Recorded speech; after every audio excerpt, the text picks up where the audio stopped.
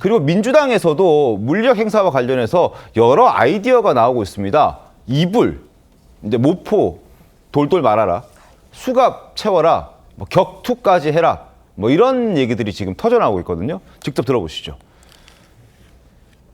이불 같은 거로 돌돌 마른 다음에 체포를 해야죠. 수갑까지 채워도 된다는 얘기 아닙니까?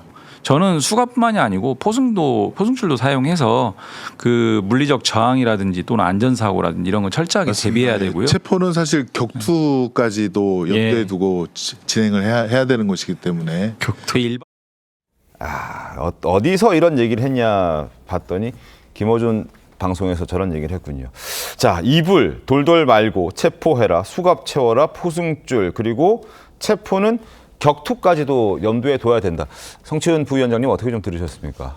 일단 기본적으로 저런 논의까지 왜 되고 있는가? 아까 나왔던 이명박 전 대통령이나 박근혜 전 대통령과 달리 네. 왜 윤석열 전 대통령에 대해서만 이렇게 어떻게든 끌어내려고 하는가? 이런 얘기들을 아까 잠깐 짚어줬잖아요. 근데 전 그 전직 대통령 두 분과 윤석열 전 대통령의 태도부터가 다른 거죠. 그 두 분은 수사를 받는 과정에 있어서 뭐 특검이나 사법부에 대한 뭔가 부정, 뭐 절차적 뭐 부당함을 뭐 계속 사사건건 지적하면서 뭔가 사법 시스템을 유린하는 모습을 보여주지 않았어요. 그래도 박근혜 대통령은 파면 당하기 전부터 어느 정도 수사에 협조를 해왔던 것으로 알고 있고 이명박 전 대통령도 좀 마찬가지로 알고 있습니다. 그렇기 때문에 이렇게 윤석열 전 대통령이 파면당하기 전에는 본인의 권한을 이용해서 그리고 그 이후에는 뭔가 계속해서 사법적인 절차를 하나하나 뭔가 지적하는 듯한 그런 하지만 그 절차 지적하는 것 전부 다 거의 다 기각됐지 않습니까? 그렇기 때문에 사법부의 입장에서 봤을 때는 법 집행의 엄중함을 좀 보여줄 필요가 있다라는 생각을 할 겁니다. 왜냐하면은 사실 윤석열 전 대통령이 지난 3월에 구속취소 인용 결정이 났을 때 그 당시 난리 아닌 시간으로 계산하는 그거가 논란이 됐었잖아요.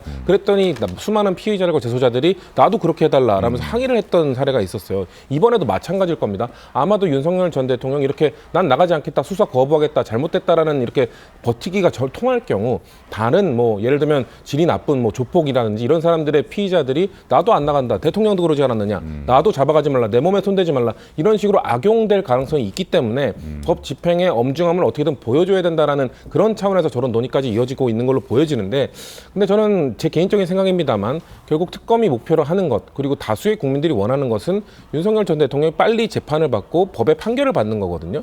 그러면은 저는 현장 조사 이런 것들 윤석열 전 대통령이 현장 조사 하더라도 좀 거부할 가능성이 매우 높다고 보기 때문에 제 개인적인 생각에서는 빨리 기소를 해서 빨리 재판으로 넘어가고 빨리 판결을 받도록 하는 것이 모든 국민들에게 좋을 것이다. 다만 그럼에도 불구하고 법의 엄중함이라는 그 단어 하나 때문에 지금 특검이나 당에서도 저는 다양한 방안들을 좀 논의하고 있는 걸로 좀 보여집니다. 알겠습니다. 과거 백혜련 의원을 포함해서 그 TF팀들이 구치소를 찾아가서 구치소장에게 물어봤던 적이 있죠.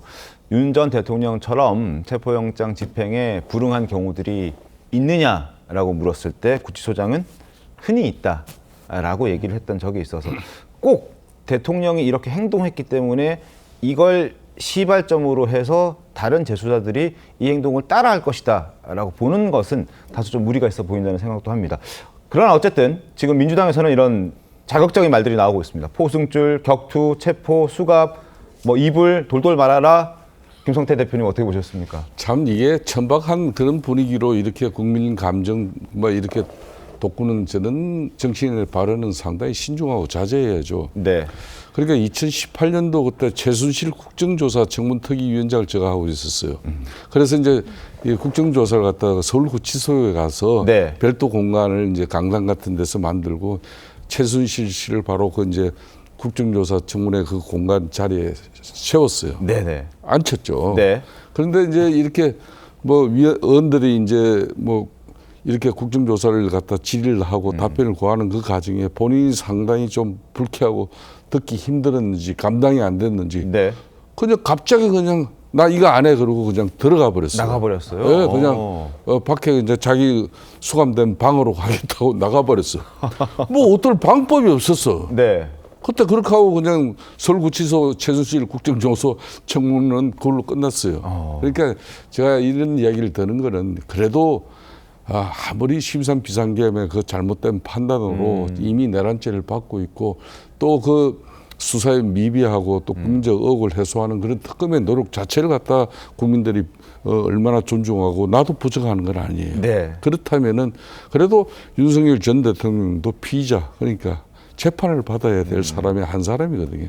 피의자 인권적인 측면에서 네. 저걸 뭐 최순실까지 저렇게 소환해가지고 당신이 말이야 특검 팀장 할 때는 그렇게 해놓고 왜 우리 하는 데는 협조 안 해? 이런 거거든.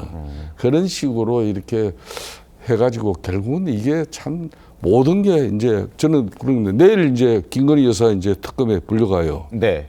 그러면은 오늘 아니면 내일 정도에 이 클라이막스가 되는 겁니다. 특검에. 네. 윤석열 전 대통령 인치해가지고 강제 구인해가지고 내란 특검에 끌고 가고 김건희 여사는 이제 포토라인에 이제 김건희 특검 앞에 서고 네. 이렇게 해서 이제 국민들을 보는 건데 저는 이 특검은 특검대로 흘러가되 이게 뭐 정치적인 어떤 퍼포먼스나 이런 그림을 굳이 안 좋은 그림 남겨가지고 네. 그렇게 대한민국뿐만 아니라 전 세계의 대한민국의 위상이나 품격에 무슨 도움이 되겠는지 그걸 좀 고려해 줬으면 좋겠어요. 알겠습니다. 어떤 뭐 하여튼 수단과 방법을 가리지 않고 지금 특검에서는 이제 김건희 특검에서는 윤 전 대통령을 강제 인치하겠다라는 계획을 또 우리 방침을 세우고 있는 것인데. 전문 정말 정리 잘했어요. 아. 그러니까 특검에서 기소하면 돼요, 그냥. 네.